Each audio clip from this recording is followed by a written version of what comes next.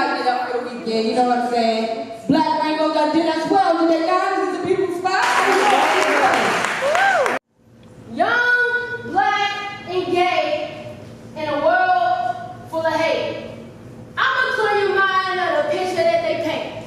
You steady passing judgment like you living like a saint serving living the truth, but you back to the hate. Yeah, I'd rather smell perfume than cologne, or rather rock some briefs than to put some panties on. But you should mind your business. Better yet, stay in your zone. Stop coloring my morals with the person that I own. And sometimes when you're on, come on. You're really fucking on. And your friends, they sing along and they love you. Ow! But the lows are so extreme that the good seems fucking cheap. And it teases you for weeks in absence. You illuminate a soul distant of you, not like a flower that just went and blown. You don't have to just be nasty in the sheet. You can mind fuck me wherever you please. But just in case you feel an extra kinky, get your money. The whipped cream I got for me. Me siento como una abeja. You can pour that honey in my tea, mix it up. Nothing but blue skies do I see. Bluebirds singing a song.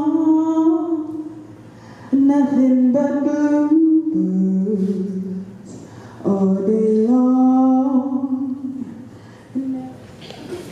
Dear corporate America, for lack of a better phrase, fuck you.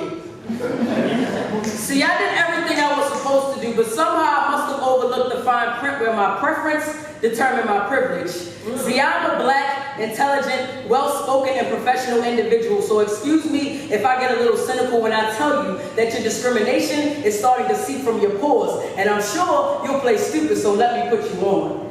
See, I'm a lesbian who takes on the dominant role, but you didn't know that when I walked in the door. I arrived 20 minutes early in a navy blue suit, tailored to the T, locks on fleek, penny loafers on my feet, and I purposely left the tie at home for fear that this would happen. So I should... One more time for the pride, pride. That's what's up.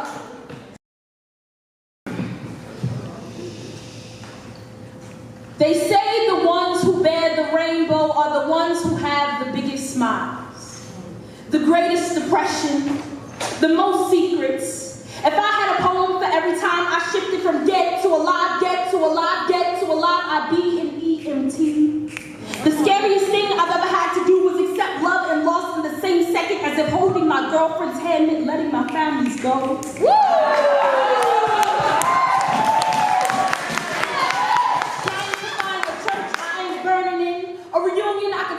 Do you know what it's like for every gathering to turn sermon? But the times life became too much, and suicide was my first action. I'm often late to the news, to the clippings of another black body dragged across the flags we helped to knit. Cannons sit atop Federal Hill, symbol for the land snatched from the hearts that touched God.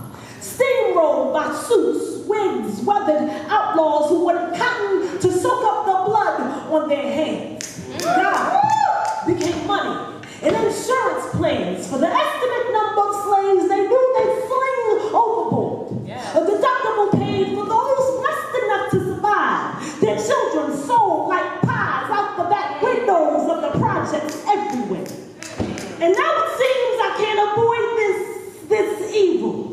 When it brings its noise to Baton Rouge, when it brings its noise to St. Paul, Minnesota, when it brings its noise to Oakland, when it brings its noise to Baltimore, to Gilmore Homes, the same projects where my deep mental decisions, from decisions made and situations where choices weren't given. Like the day a little girl turned 7. Stomach still full of ice cream and birthday cake. She nervously lay awake praying that God granted her wish that it took all her breath to make. And she hears her door crack. And she begins to pray, God, I wish for you to take this pain away. Don't you see me? Please don't let him hurt me again. Don't you hear me? She curls into a fetal position, feeling that the womb was more spacious than being in this worldly prison. Not understanding the world that will allow a man to hurt her physically. Pry open her legs and drive inside her mentally menacing memories, diminishing any relationship she would ever have. Listen. And she calls this man her dad, uncle, or mommy's new friend. A person that she was supposed to be able to depend on. A person that was supposed to protect her from the hell that lies above her door header, but he's the hell that lies with her forever. In the arms of every man or woman she seeks. Yeah. She even sees these nightmares in the beautiful brown eyes of the feminine she meets. Because their touch feels familiar. Because strong fingertips feel the same as they travel across her body.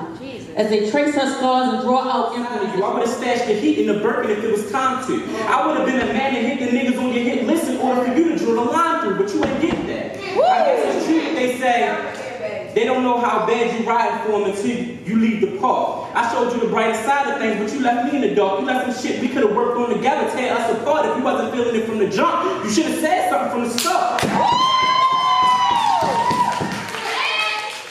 Yeah, we probably get back together, but I still find it fucked up, because how am I supposed to rebuild what we once was? You said you wanted to...